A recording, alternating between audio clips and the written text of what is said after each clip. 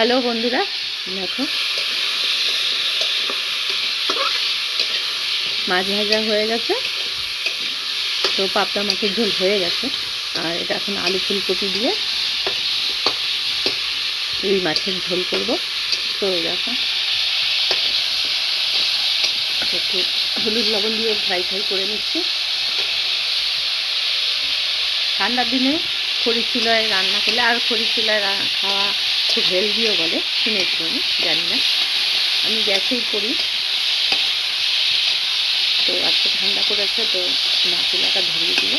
তো এই দেখো সুন্দর করে, খারাপ লাগছে না, বেশ ভালোই লাগছে, যেহেতু ওয়েদারটা এখানে খুবই ঠান্ডা। তো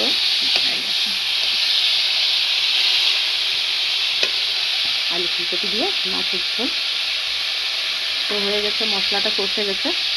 এখন আমি আলু ফুলকপিটা ফ্রাই হয়ে গেছে, দেখো দেখো। এখন আমি এর মধ্যে দিয়ে দিচ্ছি আদা, পেঁয়াজ, কাঁচা লঙ্কা দেবো। দেখো জিরে পাউডার, জিরে গুঁড়া দিয়ে দিলাম। আর তোমরা ইচ্ছা করলে একটু লঙ্কা গুঁড়া ইউজ করতে পারো, না যদি না চাও দিয়ে যেহেতু ঝাল ঝাল খাবে বলেছে, তার জন্য একটু দিয়ে দিলাম লঙ্কার গুঁড়ো।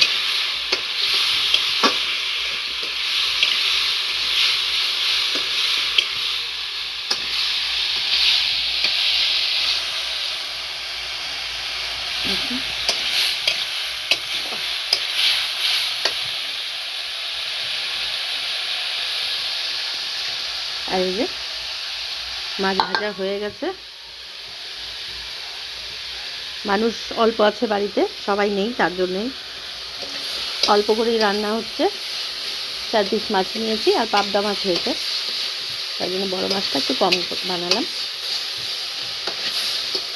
এখন একটু এটা ফ্রাই করে নেব।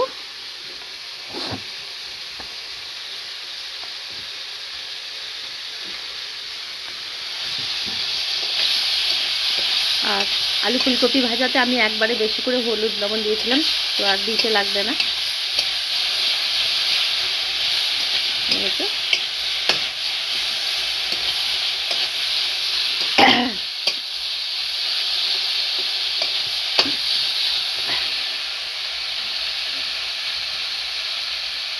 হয়ে গেছে। তারপরে এটা আমি একটু ঝোল দিয়ে এটার মধ্যে মাছটা ছেড়ে দেবো।